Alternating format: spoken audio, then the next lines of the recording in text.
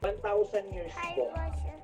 Oh, tapos, may presence po ng alteration. Ano siya? Sa mukha. Ancient ba siya? Hindi. Or contemporary? Ancient or contemporary? No. Altered document. Diba? Altered yun. Naku naman. Diba? O 1,000 years. O 1,000 years. Plus merong alteration. O diba? Ano yan? Altered document. Yan. Okay, hopefully na naiintindihan nyo to ha. Okay, sige. Next. Tapos, What is the first step? First step in procurement of handwriting exemplars. Unang step, magawa ko muna ng handwriting exemplars. Ha? Request or standard? Hindi. Paano ka kukuha ng exemplar kung hindi mo nga naiintindihan yung standard? Ay, 14 pa lang ba? Ay, may 14. Wala nga. Ay, wala. Hindi nyo lang ito yan. Ano yung tanong sa 14? Black pa tingin muli ha. 43. Ano ba yung number 14? Ito, number 14. Number 14. Sorry. Wala eh. Yan. 14. Document examination. Pinag-usapan. Contemporary document. Pag contemporary document, ano yan? Document. Kala na kayo manap dyan.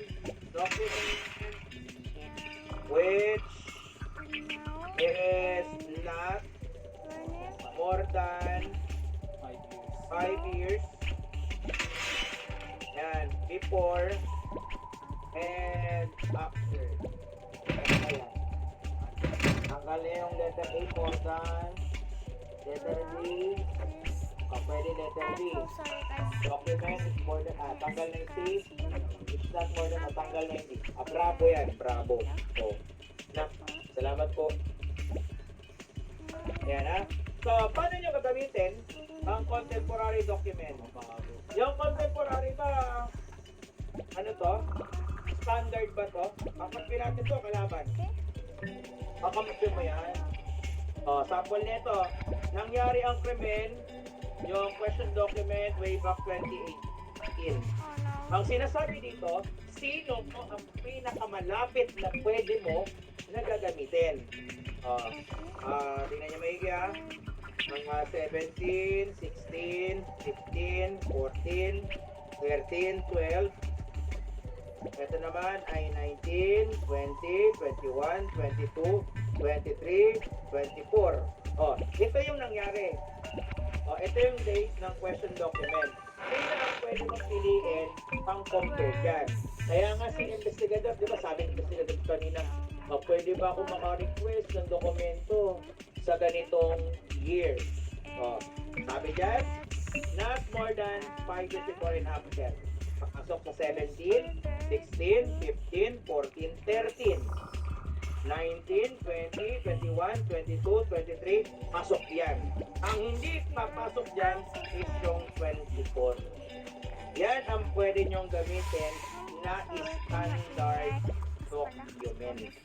Na para saan? Ang compare dito kay question document. Okay na? So, take note natin yan. The word itself, contemporary. Contemporary, yung mga kakabago. Recent. Yan. Ang sabi natin dyan, mas malapit na date, sila ang mga possible or priority maging standard. Handa na. O, lagi ko na i-roll natin ha. Malapit na date. Baka mamaya, bigyan kita lang dyan. Ang pinakamalapit na date, sir, pinagpili sa amin.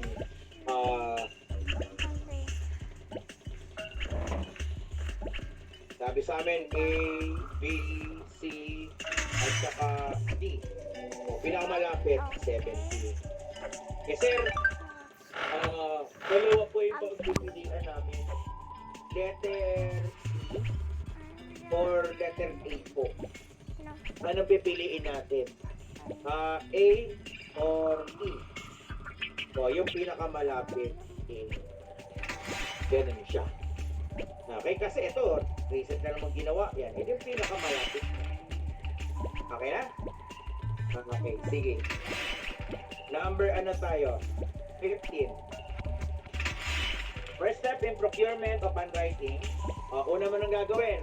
Procurement. Exemplar, di ba? Ano exemplar? Alam mo kung saan ang galing ka, di ba? Standard document. Paano or anong step mo bago ka makakuha ng exemplar? Sabi mo, ano kaya gagamitin mong standard? Paano mo malalaman yung gagawin standard kung hindi mo inaaral mo na ang question document? Request for standard, tanggal. Determine writing instrument and paper use, tanggal. Study question specimen, pwede. Arrange for normal writing condition, mali. Ganyan, standard, study of the question specimen.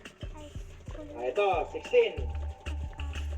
A specimen of writing prepared with deliberate intent para altering, ibig sabihin, change.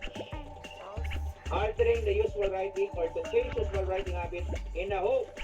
Para itago ang kanyang pagkakaroon na. Ano yan? Disguise, cursive, and lettering blank. Disguise. Very good. Disguise. Ano yung cursive? Dikit-dikit, di ba? Yung mga round di ba? Yan. Kapit na halakot. Dito na mga sulat. Yan. Yan. May mga, may mga circular kayo, angular, mga oblong, uri na sulat, basta dikit-dikit. Kagan lettering, hiwa-hiwalay. Nordi. Yan. Kapag black capital, lahat capital letter. Lagay mo, caret screen. Yan. Pag nag-aral. Okay na? Black capital black capital letter. Kasi may mga cases, tingnan nyo baka mamay tanong sa inyo to sabi, tingnan nyo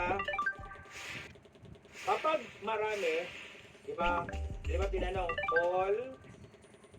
all capital letters, pag all capital letters, ang pinag-usapan natin dyan, black capital.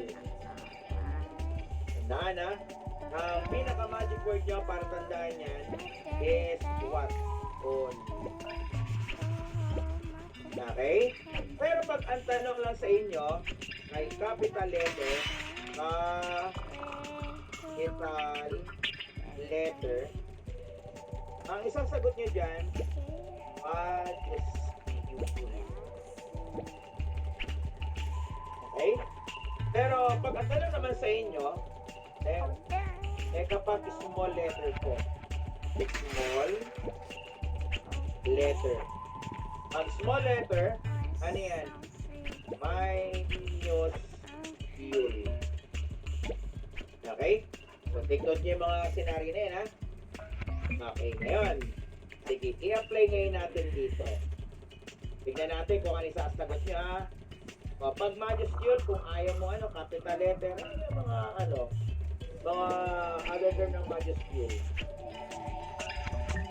Capital, di ba? Capital. Pero pag marami, full, lahat, black. So, tingnan natin yung sample natin dito.